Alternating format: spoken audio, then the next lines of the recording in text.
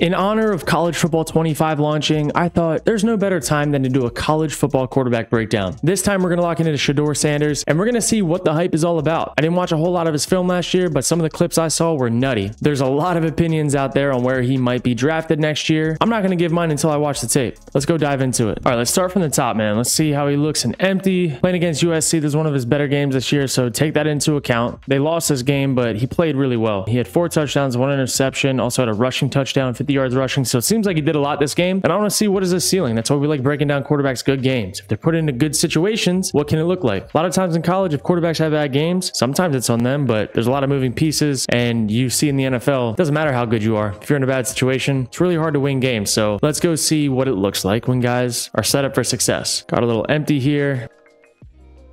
Just a little bailout on the drop. Clean footwork.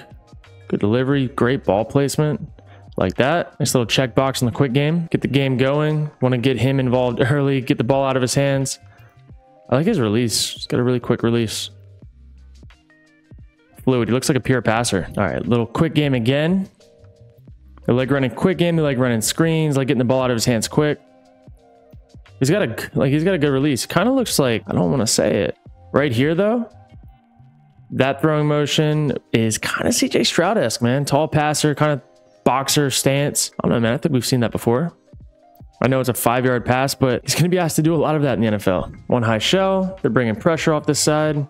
Bringing some, dropping here probably for crossers. Maybe a little spy. Looks like we're just getting cover 3. B. 33B. So a little pump screen here.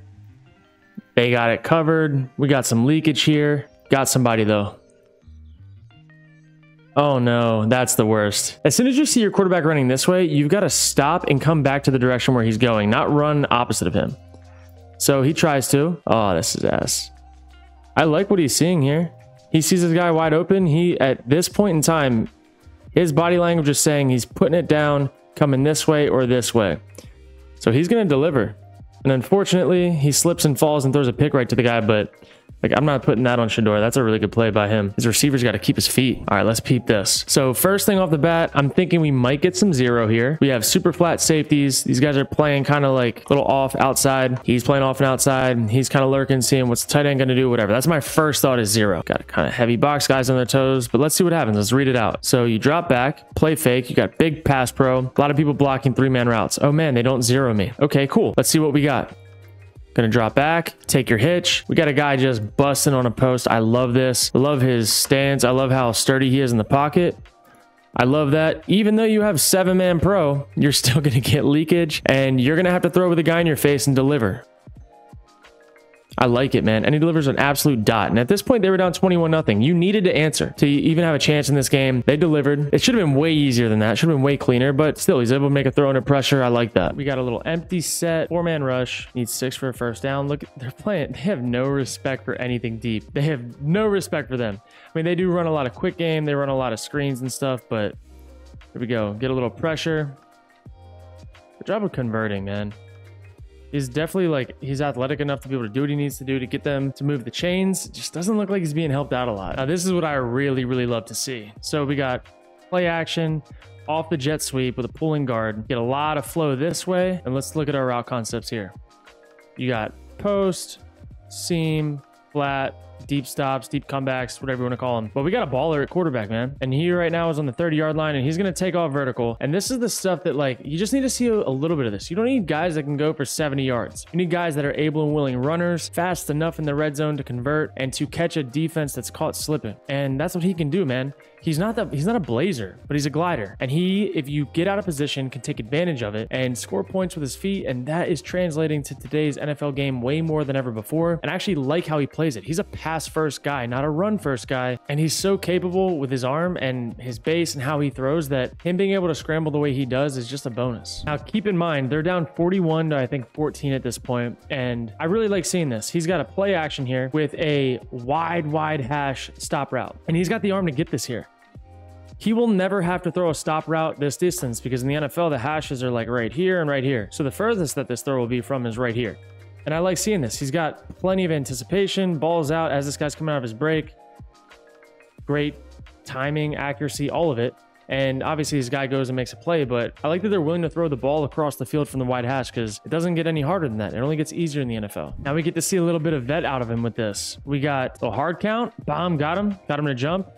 I like that he bought time to the softer part of the pocket, knows that he's got his one-on-one. How many times do you see quarterbacks just completely botch this? Puts more air on it than normal, knows he's just got to give his guy a chance, and he comes down with it. I love it. Like, those are just some nuances that not everybody has. They don't have the football IQ, and it seems like he does. I like that. Now, look, they're starting to fight back a little bit. Just got it to like 20-something points. Got 48 hung on them, but this is a 2-point play, and I want you to see how he throws this ball and the location of this ball, knowing that it can be a riskier throw with a 2-point play. Watch this. He sets to throw to a flat, somewhere in the flat, maybe a hook zone replacement. Gets a guy pushed back in his face, and watch him off his back foot.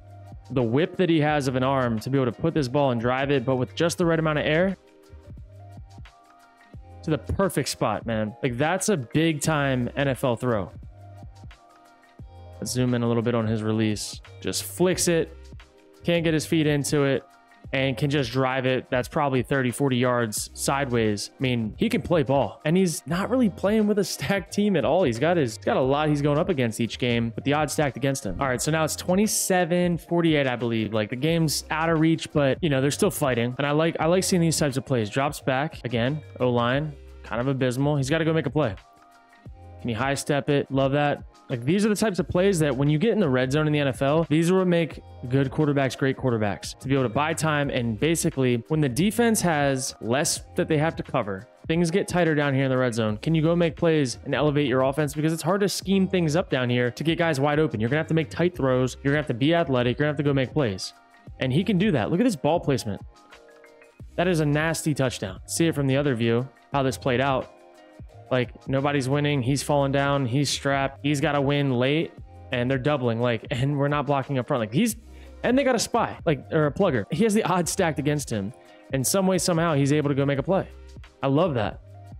Like, that is a hard throw, but he's a baller. I like what I'm seeing. He's a little more raw than I thought, but also I'd probably be pretty raw in that system too. It's a hard system to play football in when you have a lot of unknowns around you. Now let's talk about this big boy throw off a boot. So he's had a lot of pressure, doesn't have much time. They're going to get him on the move to try to buy him a little bit more time, and he's a good thrower on the run.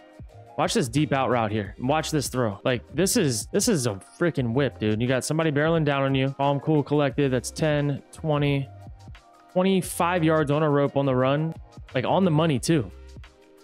You got to catch those. You got to catch those. But he's making big boy plays. All right, and if that wasn't enough to get you excited, here's a really good one. We got 3rd and 6. Again, critical downs on the fringe of scoring. They're down 2 scores with like 4 minutes left. Look at this play.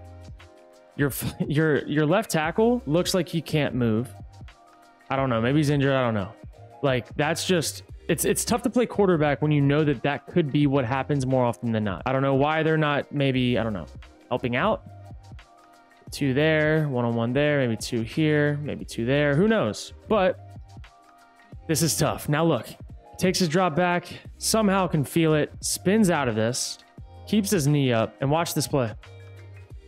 Keeps his eyes downfield because he's a thrower first. It's a throw over a guy. Hits his little lob pass, NCAA 25. Sorry, college football 25 lob pass over a defender, Tony toe tap on the sideline. And that's like, those are the types of plays that he can give you. And I like that because there's some guys that come out in the draft that just physically can't give you those plays. I love watching him play football because you don't know what's going to happen, but he also looks pretty fluid when he does it. Like, he's a good passer. He's creative with his feet, and he does have this like whippy CJ Stroud type of release. I'm not going to say is that type of arm talent. Maybe he does. We don't know yet, but I like what I'm seeing. And then one time for good measure, hurry up, sees the coverage, got a 2 high split, got a bender right here. Look at the anticipation on this throw.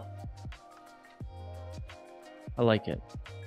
Like, he can do it all, man. And I think that his biggest downfall at this point is that he plays for Colorado. If he would have went to a bigger school with better players around him to really elevate what he does, like, Colorado's in a full-ass rebuild across the board. Maybe they'll be better this year. I don't know. But they didn't stack up against teams they played against last year. They just had hype. If he played with a bunch of really, really good players across the board, I think he could look amazing. And that's what I think NFL scouts are going to see in this draft cycle.